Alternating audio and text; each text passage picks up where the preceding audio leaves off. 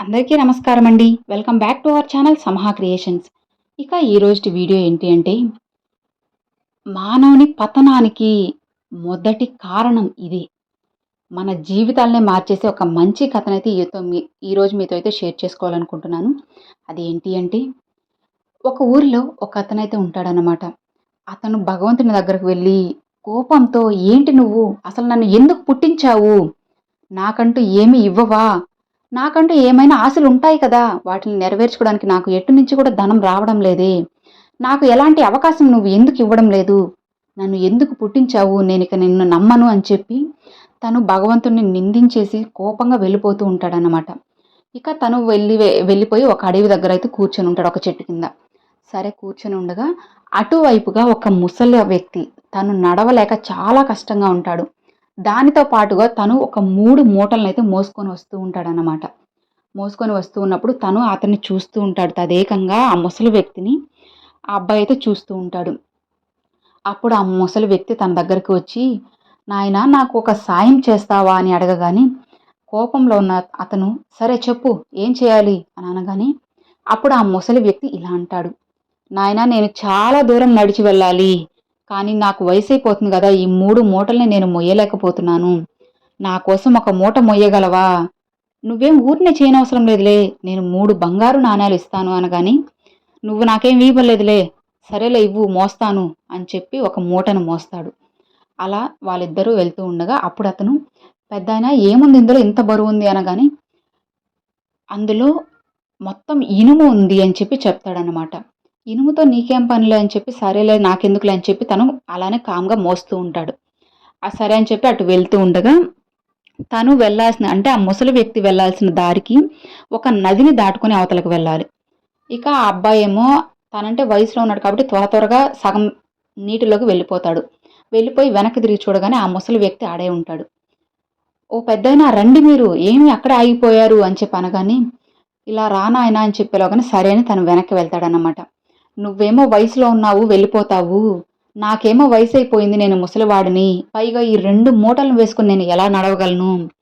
నా కోసం ఈ ఇంకొక మూట గూడా మొయ్యగలవా?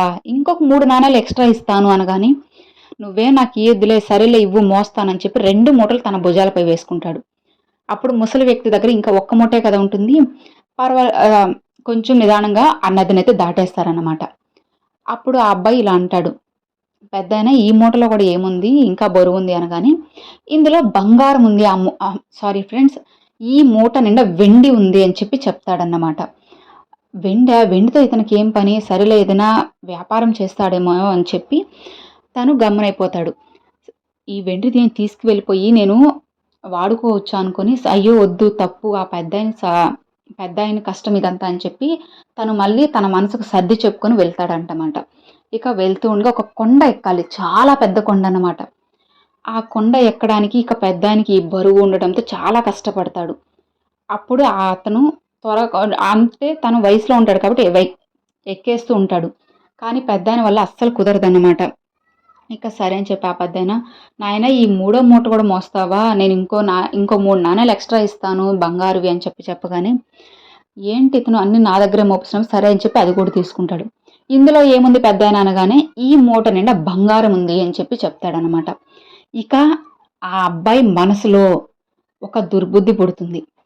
ఈ బంగారం, వెండి, ఇనుము ఇన్ని నేను తీసుకువెళ్ళిపోతాను అని చెప్పి తను ఒక ప్లాన్ అయితే వేసేసుకుంటాడన్నమాట. ఇంత పెద్ద కొండ ఈ పెద్దాయన ఎక్కలేడులే ముందు నేను ఎక్కేస్తానని చెప్పి, సరే అని చెప్పి తను త్వరగా కొండ అనేది ఎక్కేస్తాడు. ఆ పెద్దాయన నిదానంగా ఎక్కుతూ ఉంటాడన్నమాట. ఇక పైకి వెళ్లి తను చూడగానే పెద్దాయన నిదానంగా వస్తూ ఉండగా, తను ఇంకా ఆ అబ్బాయి ఏమనుకుంటాడంటే నేను త్వరగా ఆ పెద్దాయన వచ్చేలోపు నేను దిగి వెళ్ళిపోవాలని చెప్పేసి, తను త్వరగా కొండ దిగేసి ఆ పెద్దాయనకి కనిపించకుండా దూరంగా వెళ్ళిపోతాడు. ఇక వెళ్ళిపోయి తను చాలా ఆనందపడతాడన్నమాట.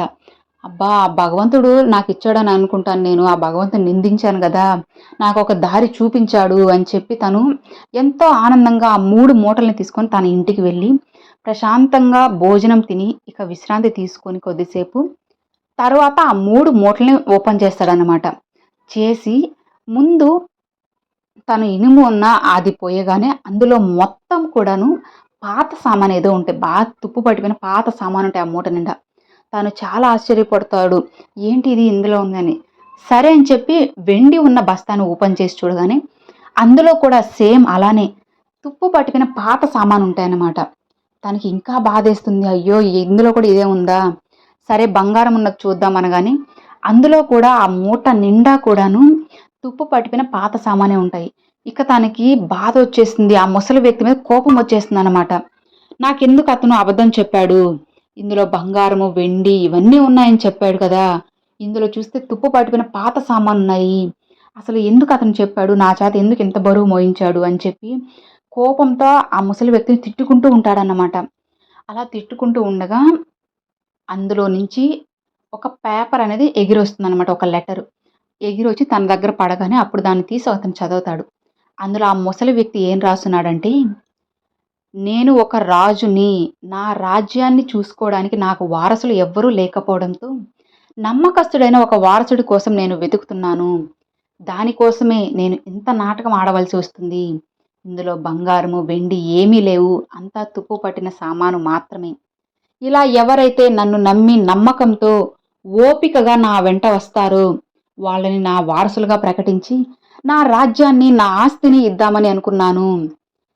ఈ ఉత్తరాన్ని నేను కాకుండా ఇంకెవరైనా చదువుతున్నారంటే వాళ్ళు దీనికి అనర్హులు అని చెప్పి తను అందులో రాసుంటుందన్నమాట. అప్పుడు అతను బోరున ఏడుస్తాడు. అయ్యో! భగవంతుడు నాకిచ్చిన వరాన్ని నేను కాలదనుకున్నానే. ఎందుకు నేను ఇలా చేశాను? నేను అలా చేయకుండా ఆ పెద్దాయన వెంట వెళ్ళుంటే నాకు మంచి రాజ్యము, ఆస్తి, రాజులాగా బ్రతికేవాడిని నేను అని చెప్పి తను బోరున ఏడుస్తారన్నమాట. ఇక చూసారు కదా ఫ్రెండ్స్, మనం పతనం అవ్వడానికి కారణం ఈ దుర్బుద్ధేనండి. ఒకరిని ఎలాగైనా సరే మోసం చేయాలి అని చెప్పి మనం ఎప్పుడూ అనుకోకూడదన్నమాట. ఒకరికి మోసం చేశాము, అన్యాయం చేశామంటే ఖచ్చితంగా అది మనకి మన జీవితాన్ని నాశనం చేస్తుంది. కాబట్టి ఎప్పుడూ కూడా మన జీవితాన్ని మనం ఎప్పుడు పతనం చేసుకోకూడదు. కాబట్టి ఒకరికి సాయం చేస్తూ నమ్మిన వారిని మనం వెన్నంటి నడిపించాలన్నమాట. ముంచేయకూడదు. అలా ముంచేసినట్లయితే భగవంతుడు ఏదో ఒక రోజు మనల్ని కూడా ముంచేస్తాడు. కాబట్టి ఎట్టి పరిస్థితుల్లోనూ ఒకరిని మోసం చేయొద్దు. ఒకరికి సాయం చేస్తేనే మీరు ఇంకొక సమయంలో వేరే వాళ్ళ దగ్గర సాయం పొందగలరు. అది భగవంతుని దగ్గరైనా కానివ్వచ్చు, మనుషుల దగ్గరైనా కానివ్వచ్చు. ఇలా ఎవరి దగ్గరైనా సరే మీకు కావాల్సిన సమయంలో కావాల్సిన సాయాన్ని మీరు పొందగలరన్నమాట. ఇలానే ప్రతి ఒక్కరి జీవితంలో అయితే ఇప్పుడు జరుగుతూ ఉంటుంది. కాబట్టి ఈ మంచి కథ మీ అందరికి ఎంతో మోటివేషనల్‌గా ఉంటుంది అని అనుకుంటున్నాను. నచ్చితే లైక్ చేయండి. మీ ఫ్రెండ్స్ అండ్ ఫ్యామిలీ మెంబర్స్‌కి షేర్ చేయండి. ఫస్ట్‌గా మన ఛానెల్ చూసేవాళ్ళు సబ్స్క్రైబ్ చేసి సపోర్ట్ చేయండి ఫ్రెండ్స్. మరొక మంచి వీడియోతో మీ ముందుకైతే వస్తానండి. అంతవరకు సెలవు ఫ్రెండ్స్. Thanks for watching.